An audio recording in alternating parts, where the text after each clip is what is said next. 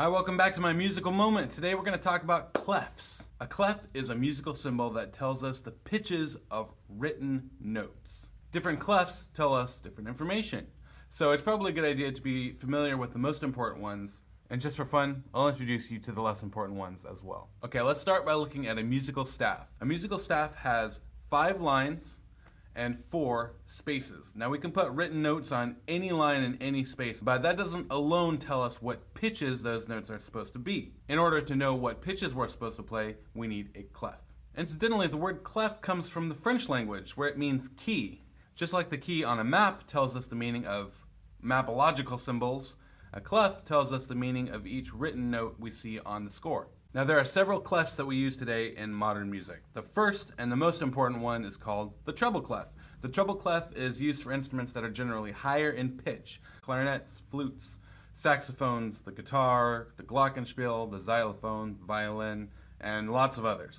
In the treble clef, the bottom line represents the E above middle C, and the top line represents the second F above middle C. Now, the treble clef is also called the G clef. That little curl actually goes around the pitch that we call G, the G above middle C. To me, the treble clef also kind of looks like a fancy G, but maybe I'm crazy. Anyway, the second clef that I want to tell you about is called the bass clef.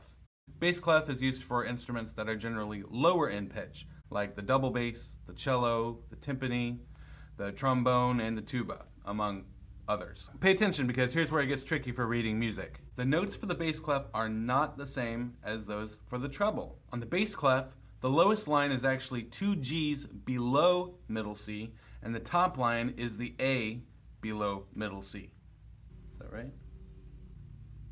Now these differences mean that this melody sounds like this on the treble clef,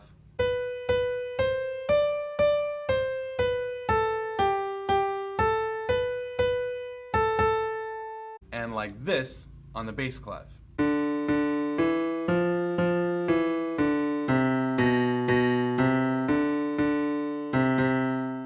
The bass clef is also called the F clef because those 2 dots actually go around the pitch that we call F, the F below middle C. Now the treble clef and the bass clef are the 2 most common clefs. They're the ones you see in most instruments and most written music today. They're so common, in fact, that a lot of people don't even know that there is another clef.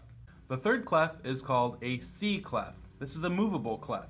Whatever line is in the middle of the clef is middle C. So we can actually change the position of this clef and therefore change how the notes are read. If we put the clef here, it's called the alto clef. And if we put the clef here, it's called the tenor clef. Now, you need to know how clefs work and what they mean, otherwise you won't have a reference for what pitches you're supposed to be playing. Just like if you're reading a map, if you don't understand the key, you don't know what the symbols mean, you might get lost or end up in a ditch or cross a road that you thought was a river. If you don't understand the clefs on a score, you're going to be lost from that very first note, and nobody wants that. Hey, thanks for watching.